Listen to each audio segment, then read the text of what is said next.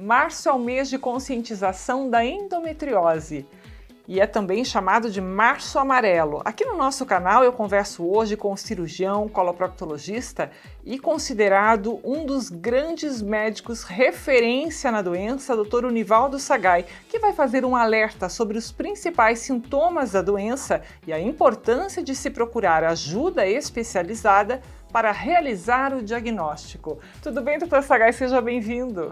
Tudo bem, Soraya? É um prazer estar aqui novamente falando de endometriose, né? E falar das novidades que o conhecimento está trazendo e também alertar esse mês amarelo, né? Que é muito importante para que chame a atenção dessa doença tão prevalente nas mulheres, né? Tá certo. O Dr. Sagai fez durante a semana uma live com outros especialistas, coloproctologistas, ginecologista também, porque é toda uma equipe multidisciplinar que se debruça e discute sobre a doença. Vocês falaram durante uma hora sobre esse tema, Dr. Sagai, e a gente precisa esgotar esse assunto, porque tem muitas mulheres que são portadoras da doença e sequer sabem.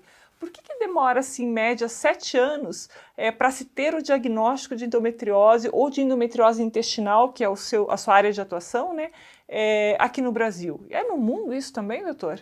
Isso é no mundo também, endometriose, pela característica da própria doença, né? A endometriose, no comecinho, ela é assim, eu vou falar assim bem para a população, é um sangue, né, que ele inflama o abdômen, a pelve. É aquela menstruação que a adolescente começa a menstruar e aquele líquido sanguinolento que vai pela vagina, ela também reflui no abdômen. E ali tem algumas célulazinhas que são endométrio, são tecido do útero, de dentro do útero. E aquelas células, elas são vivas.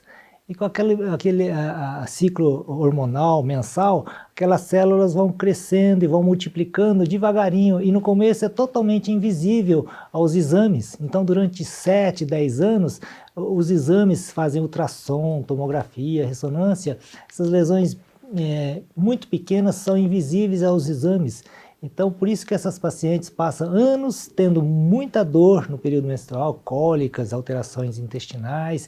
E só depois, assim, quando as moças se tornam adultas e a lesão atinge um certo tamanho, é que começa a aparecer nos exames. Então isso é muito, assim, triste, né, para as mulheres e é uma atenção que os profissionais da área de saúde, principalmente ginecologistas, nós proctologistas, temos que saber, entender essa evolução dessa doença e já tentar antever a doença, porque quando elas se tornam visíveis nos exames, já é uma endometriose avançada. Certo. Doutor Sagai, a gente está falando de uma doença assim que em sua origem é ginecológica. Por que eu estou conversando com um coloproctologista sobre isso hoje? Pois é uma pergunta assim que até hoje existe essa divisão, né? Que a endometriose é uma doença ginecológica. E por que o proctologista hoje, até os urologistas, assim, estão chamando muita atenção? Porque essa doença, ela começa nos órgãos ginecológicos, mas quando ela evolui, ela aumenta, ela espalha para os órgãos vizinhos dos órgãos ginecológicos, do ovário, da trompa, do útero, e os órgãos que estão ali perto são os mais atingidos. Então, por exemplo, ali a bexiga, né, que eu falei, o urológico, o reto, o sigmoide, né, sigmoide é a parte do intestino grosso final.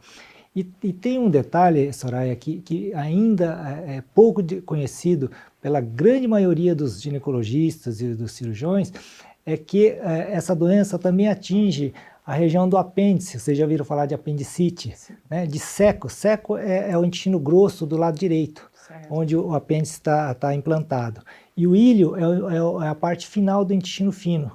Na posição de pé, ortostática, esse órgão ele fica muito perto dos órgãos ginecológicos à direita, ali da trompa, do ovário. O sigmoide fica ali do lado esquerdo e o reto fica bem no meio, o reto e a bexiga. E quando a mulher menstrua, aquele sangue, ela espalha e contamina esses órgãos e aquelas células vivas, elas vão multiplicando, crescendo e causando um processo inflamatório. E esse crescimento e essa inflamação ocorre, assim, o pico da inflamação no período menstrual. Por isso que as mulheres confundem cólica menstrual com dor, né, da menstruação e aquelas dores assim que se tornam muito fortes. Tem uma característica, a endometriose tem uma característica, que é aquela dor de grau intensa ou incapacitante. O que é aquela dor intensa? Intensa é quando o paciente tem muita dor, tem que tomar remédio para passar a dor. O incapacitante é aquela paciente que mesmo tomando remédio, ela fica incapacitada para fazer a rotina do dia a dia. Puxa. Trabalhar, fazer as coisas. Então, tem muitas mulheres que no período menstrual, ela se resguarda e ela se torna outra pessoa. Uma pessoa muito sofrida, né, com dificuldade de fazer as coisas simples do dia a dia. Praticar um esporte, ir para o trabalho. Então, quando ocorre a necessidade de tomar remédio ou fica incapacitado e às vezes vai até o pronto-socorro tomar medicamento, isso é um sinal assim, muito característico de endometriose. E isso acontece muito nas adolescentes, nas jovens, e depois de certa idade é que vão aparecer nos exames a doença. Doutor Sagai, o senhor está falando que o problema pode acontecer nos órgãos próximos aos órgãos ginecológicos, né? Mas pode alcançar outros órgãos também? Com certeza, Soraya, à medida que essa doença vai aumentando, desenvolvendo, ela pode ir espalhando em todo o abdômen, né? Toda a cavidade pélvica, tudo que está dentro do abdômen, dentro da barriga, popularmente, chama-se peritônio. E ela pode acometer qualquer órgão. Então, um dos locais que estão descobrindo a doença e tem uma consequência importante é o diafragma, o pericárdio em volta do coração.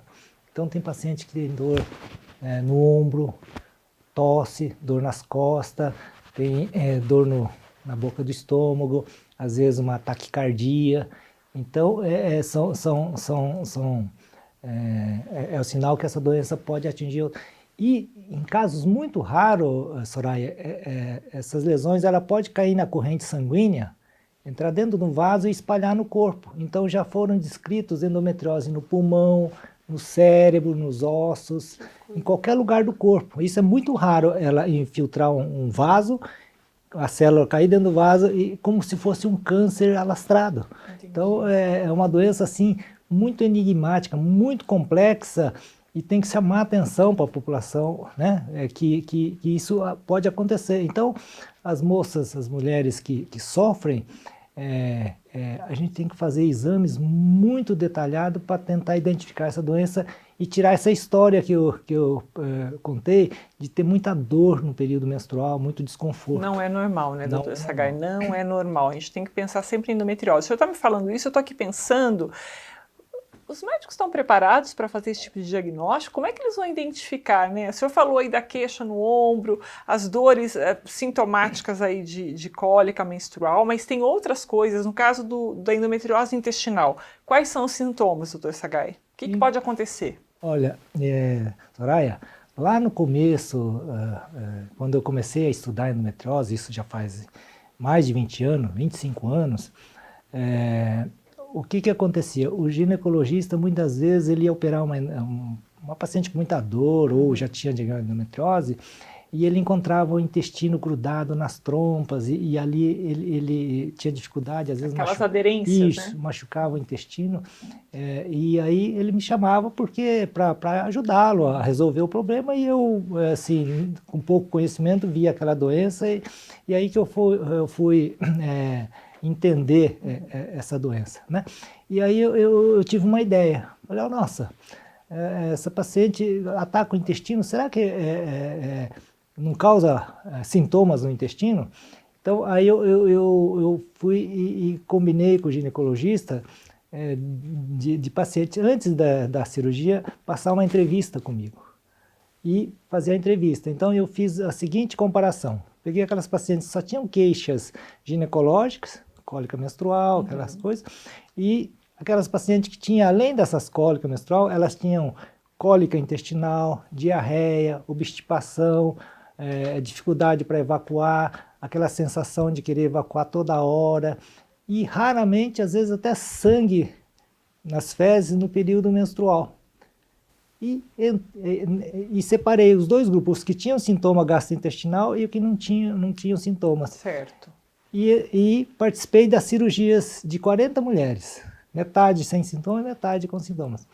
Por incrível que pareça, foi a grande descoberta da minha tese, onde ficou muito famoso essa tese das corridas nos órgãos peritonais da endometriose, que todas as mulheres que têm sintomas gastrointestinal no período menstrual têm lesão no trato gastrointestinal. Puxa vida. E o mais incrível é que não é só no reto ou no sigmoide, onde até então a literatura dizia que mais de 90% das doenças da endometriose que atinge o trato gastrointestinal é no reto e sigmoide.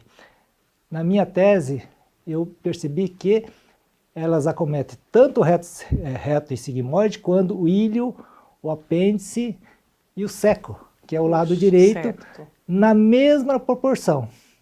Agora, mas como é uma doença que os ginecologistas não percebiam que atingia o ilho, o apêndice, o seco? Como é que eles não viam? Por que não via? Aí eu fui descobrir o detalhe. Por quê? Porque o paciente, o ginecologista opera o paciente fica anestesiado. Certo. Posição horizontal. E os ginecologistas, durante a cirurgia, inclinam o paciente e deixa assim, com a cabeça para baixo e as pernas para cima. Tem um nome essa posição. Isso, chama posição de Trendelenburg. Trendelenburg. Tá? O reto que está atrás da vagina, atrás do útero, ela fica ali, o sigmoide também, ela não sai do lugar. Só que o ilho, o seco e apêndice, que na posição de pé, ela está ali do lado da trompa, do ovário, do útero, quando você coloca em Trendelenburg, ela vai para cavidade extrapélvica. Ela sai do lugar. Ela sai, e o ginecologista não olha, não vê. Então, passou assim séculos sem perceber que essa doença atingia ilho, seco e apêndice. E na minha tese, eu fiz um inventário de toda a cavidade. Escreveu tudo. Então, além do ilho, seco e apêndice, que era muito prevalente, em 2% eu descobri que tinha doença no diafragma. E 2% no mesentério. O que é mesentério? Mesentério é a parte que leva a irrigação para o intestino. É a parte gordurosa que o intestino fica grudado.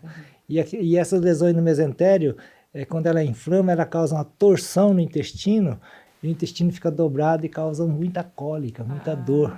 Tá. E antigamente, até hoje, você vai no gastro, e o gastro faz exames, porque essa doença não aparece em colonoscopia, em tomografia, fala, é síndrome do intestino irritável. Você já viu falar dessa síndrome? Já essa sigla, SII, já ouvi falar. Isso, então a síndrome do intestino irritável. Em moças que os sintomas exacerbam no período menstrual, não é síndrome do intestino irritável. É endometriose. É endometriose. Puxa, olha ele falando, é tão simples de entender, mas ninguém pensou nisso antes, né? Ninguém pensou nisso antes. Então, a minha tese mostra que essas queixas gastrointestinal, tem que ser muito claro para a população, que ela exacerba, ela se torna assim insuportável, os sintomas são muito acentuados no período menstrual. E depois que vai distanciando na menstruação, essa dor vai aquietando, diminuindo, não tem doença nenhuma no ser humano que não seja endometriose. Que coisa. E a síndrome de intestino irritável, que ocorre no período menstrual ou perto do período, não é síndrome do intestino irritável. É endometriose. Colite, diverticulite, tumores, ele não tem esse comportamento. Ele não segue o ciclo hormonal, ele tem a sua história. Agora, o que segue o ciclo hormonal é só endometriose. Então, esse chamado, essa tese que eu descrevi, isso eu publiquei em 2005, mas eu comecei a escrevê-lo em 2000, porque eu tive muita dificuldade de aprovar no comitê de ética, de passar, porque eu quis apresentar no grupo de cirurgiões do aparelho digestivo. E eu falei, mas como você, um cirurgião do aparelho digestivo, um proctologista, vai defender a tese de uma doença de mulher que é do ginecologista? Então houve assim uma dificuldade, mas eu fui tão firme e acreditei tanto que eu venci essa etapa. Demorei 3 anos para vencer essa etapa e eu descrevi em 2 anos. convenceu os grandes professores na época, nenhum professor acreditava que isso. Agora, o professor de ginecologia, quando ele viu a minha tese, ele ficou deslumbrado, e aí ele ajudou a me ajudou propagar. a aprovar essa Que coisa incrível. Eu fico imaginando, doutor Sagai, agora aqui do lado de cá, né, saindo aí da esfera dos médicos, dos grandes especialistas, quantas mulheres sofreram ao longo da história. Não, porque antes nem se falava, não se sabia. Hoje vocês trouxeram à luz o problema. Vocês trouxeram com toda a tecnologia, com todo o conhecimento, a gente fala disso. Imagina as mulheres de antigamente falavam em cólicas intestinais, nem sabia do que se tratava. Quanto sofrimento, né? Quanto tabu em torno disso. A gente tem que falar sobre endometriose o tempo todo. Então ela não é uma doença de um especialista só, e sim de uma equipe multidisciplinar, doutor Sagai. De maneira alguma. Ela, na fase inicial, é uma doença ginecológica. Na fase inicial, não tem indicação cirúrgica de mexer no intestino, essas coisas. Mas quando ela avança, ela traz perigo na parte intestinal e na parte urológica. E às vezes as pessoas até são submetidas à cirurgia e são mutiladas, perdem o rim, às vezes perde parte da bexiga, parte do reto, parte do intestino. Então é muito importante que essa doença seja diagnosticada antes de chegar a esse ponto. E na minha tese, Soraya, olha a idade incrível onde a endometriose estava no intestino, a média de idade, sabe qual era? Qual foi a idade? 33 anos, 32 e pouco. Puxa. Que começa lá na adolescência. Tinha lesões gravíssimas no aparelho digestivo, né? Mas tem jovens de 20, 25 anos que já têm lesões muito sérias no intestino, devido a alguns comportamentos mais agressivos dessa doença, né? Então, é muito importante. E uma coisa que eu queria chamar a atenção, que paralelamente a essa descoberta que essa doença ela é multifocal, multidisciplinar e atinge todo o abdômen, quem fez essa grande diferença foi uma descoberta tecnológica chamada laparoscopia. Fazer a cirurgia com câmera dentro do abdômen, onde a câmera você consegue explora todo, investigar todo o abdômen. Com um furinho você consegue olhar todos os lugares. Mas essa câmera são usadas por vários especialistas, só que os especialistas têm mania de olhar só o seu setor. Então o ginecologista entra com a câmera e olha só a parte ginecológica, o urologista, o gastro, o proctologista, olha. Mas na verdade a gente tem que olhar aí o Sagai curioso vai e olha tudo. Exatamente, porque o cirurgião quando ele fazia a cirurgia aberta, chama laparotomia, tinha um procedimento obrigatório. Então, ia operar uma úlcera, um câncer, uma pedra na vesícula, um divertículo, ele tinha que olhar toda a barriga, ele tinha que olhar e palpar. Chama laparotomia exploradora. Ele tinha que explorar toda a barriga e depois operar a doença, porque invariavelmente ele descobria outras doenças. Só que com o advento da laparoscopia, e com o advento da especialização, porque depois começou a se especializar, cada um ficou... E aí que muitas vezes essas mulheres são operadas incompletamente. Então elas são operadas muito bem na parte ginecológica, mas ficou na parte intestinal com a doença. Ou urológica, ou no diafragma. Então, a primeira etapa de todas as pacientes que forem operadas, né, por acaso precisar ser operada de endometriose por laparoscopia ou por robô, a laparoscopia é mais fácil que o robô para fazer esse inventário na cavidade. Certo. COPE, Corrida nos órgãos peritoneais na endometriose, Univaldo Sagai. Só ler essa tese e vai ver o resultado, que a incidência é mais de 40% das mulheres têm focos extraginecológicos. Então é um achado assim que mudou a história, né? E nesse tempo que eu estudei e tal, eu fui tendo a oportunidade de divulgar essa tese e o meu trabalho, o nosso trabalho aqui em Cascavel, juntamente com a nossa equipe, a equipe dos ginecologistas, Dr. Namir Cavalli, e dois cursos e congressos me ajudam, na verdade são mais de dois, 3, 4, mas dois me chamam muita atenção que eu pude divulgar esse trabalho. Um é a Sociedade Brasileira de Coloproctologia, onde eu comecei a apresentar trabalhos, né, divulgar esse trabalho que eu fiz, a minha tese, cirurgias, que depois nós vamos falar um pouquinho das cirurgias, e aí eu pude levar para os proctologistas, depois a Sociedade Brasileira de Laparoscopia, né? Eu levei então os gastros, os cirurgiões gerais também começaram a ter conhecimento, mas eu devo assim muito essa divulgação a dois amigos meus de São Paulo, chama Renato Lupinassi e Miguel Pedroso. Eles criaram um curso de cirurgia avançada em laparoscopia nessa década, né? Mesmo na época que eu comecei a divulgar a endometriose, eles começaram a fazer cirurgia no intestino de alta complexidade, e eles me convidaram para participar desses cursos, dar aula e às vezes operar e também assistir, aprender com eles, e eles me deram a oportunidade de falar sobre endometriose. Pronto. E aí, então, eu consegui divulgar para todas as áreas. E também eu frequentei assim, muito curso de ginecologista, Congresso Mundial de Endometriose, e levei trabalhos, então eu pude divulgar. Hoje, graças a Deus, assim, tem vários centros no Brasil e no mundo já que tratam muito bem endometriose no intestino, né? E eu tenho vários amigos no Brasil inteiro e fora, que já tem esse perfil de entender a doença e de tratar de uma maneira correta. Tá certo, olha... Isso também, né, Soraya? Nós fizemos esse curso, né? Nós temos Eu ia te falar agora, a gente está divulgando já há algum tempo o curso teórico-prático de endometriose intestinal, que é realizado em Cascavel, foi idealizado pelo Dr. Sagai, pelo Dr. Nami, que é ginecologista, doutora Doriane, Dr. Gustavo, que são da sua equipe de coloproctologistas, e se tornou uma referência de aprendizado para coloproctologistas, para cirurgiões, para ginecologistas, para urologistas, para fisioterapeutas, uma série de profissionais da área da saúde.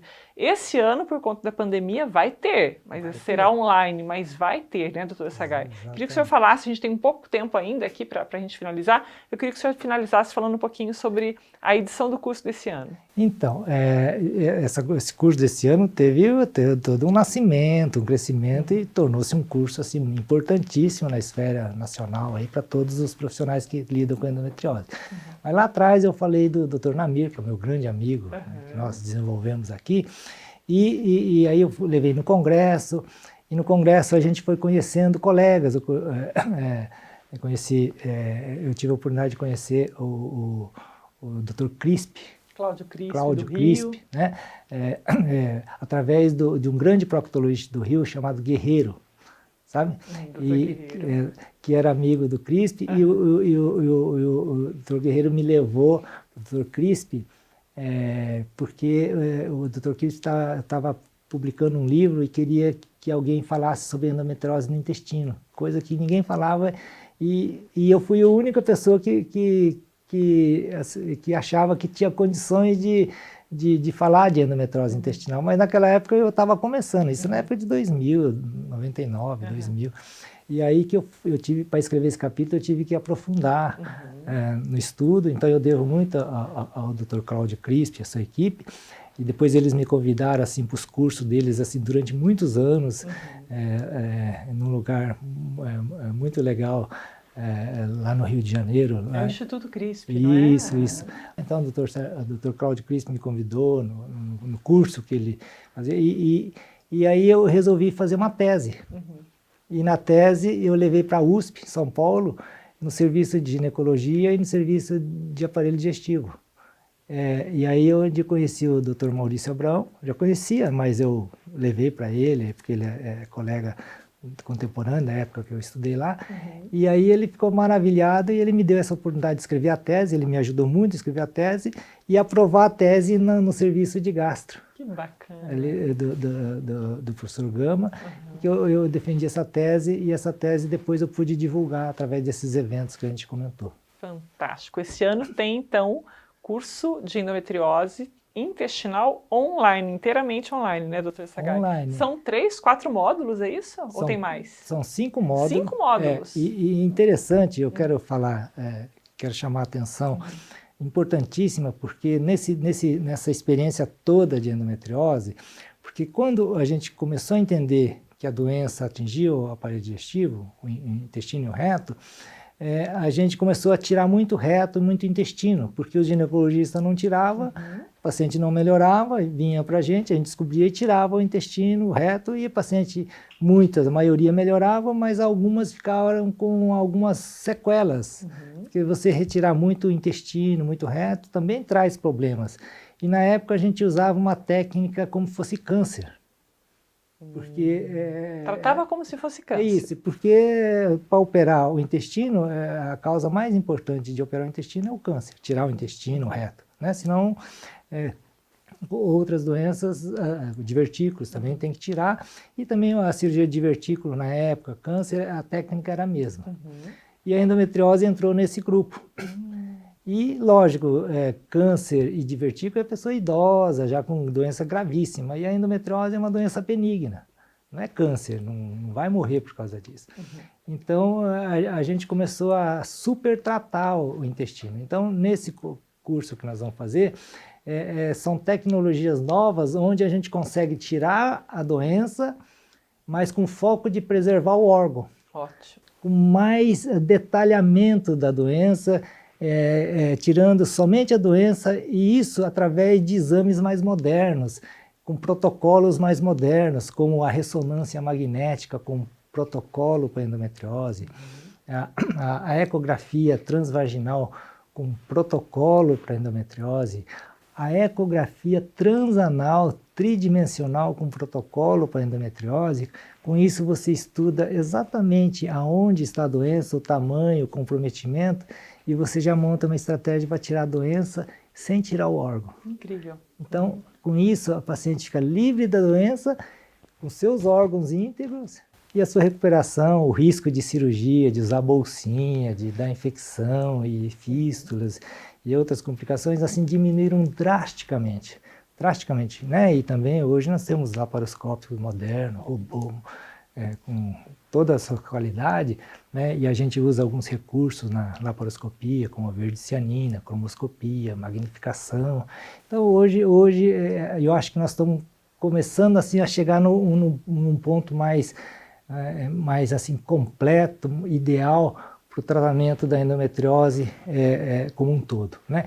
E também a gente começou a entender os ginecologistas, os urologistas. Então hoje a gente trabalha assim com muita afinidade, com muita parceria, já com o ambiente, com material, tudo certo. Antes era uma adaptação, você tinha que chamar alguém, outro chamar isso, e a pessoa entrava assim na cirurgia sem ter estudado o caso, sem estar preparada. Então, o risco de acontecer assim uma cirurgia assim incompleta ou problemas na cirurgia era muito maior. E hoje, graças a Deus, Soraya, isso a gente está superando. Agora isso ainda não é assim universal.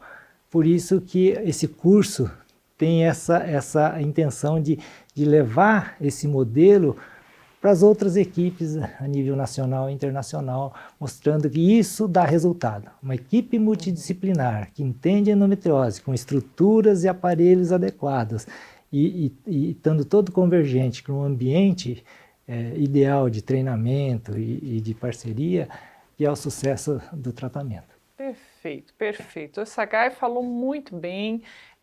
Quem passa por essa situação se interessa pelo assunto. Gente, vocês conhecem alguém que tem endometriose? Mande o link desse vídeo, mande esse vídeo para essas pessoas assistirem, ou algum colega médico dessa área que ainda não está por dentro dessas novidades, vai fazer toda a diferença. Tem informações aqui embaixo para vocês sobre o curso de endometriose, logo a gente vai começar a divulgar aqui no canal também. Eu quero agradecer ao Dr. Sagai, nosso tempo estourou. É uma aula, né? É uma aula acessível. Ó. Isso que ele acabou de falar, em termos assim, para quem não entende muito, ele não usou termos técnicos, não usou aqueles termos médicos que muitas vezes a gente não entende, ficou muito claro, eu tenho certeza. É por isso que o Dr. Sagai é essa referência hoje no Brasil, recebe pacientes de outros países que não encontraram solução para o seu problema no seu país de origem, acaba vindo para Cascavel. Eu sou testemunha, já fiz matéria com pacientes do Sagai, do Dr. Nami, que vieram de fora. É um prazer sempre conversar e aprender com o senhor, Dr. Sagai. Obrigada. Para o pessoal ter mais informações, o senhor tem Instagram, né? @Univaldo_Sagai. Lá ele responde dúvidas, manda um direct que ele responde e tem muita informação sobre endometriose também. Obrigada, doutor Sagai. Boa Obrigado, semana. e vamos divulgar nesse mês, né, da endometriose, mês amarelo. Isso aí, março amarelo. Março amarelo, e vamos assim, divulgar muito, porque menos de 10% das mulheres são tratadas corretamente de endometriose. E 90% das mulheres ainda são maltratadas ou são ignoradas e sofrem bullying por causa disso, né? Nós temos aí 600 mil mulheres com endometriose no intestino, 6 mil mulheres com endometriose, 6 milhões de mulheres no Brasil, né? E nós operamos aí em torno de 2 mil cirurgias de endometriose intestinal por ano, do intestino. Endometriose em geral, os ginecologistas operam demais, só que muitos ginecologistas ainda têm o hábito de operar sozinho. E aí 40% dessas pacientes provavelmente vão ter endometriose no intestino e não vão ser tratadas, né? Então, vamos lembrar disso, né? Vamos lembrar disso. Obrigada mais uma vez, doutor Sagai. A gente vai ficando por aqui. Se você não se inscreveu no nosso canal ainda, se inscreva. TV Medicina e Saúde. A gente se fala, até mais!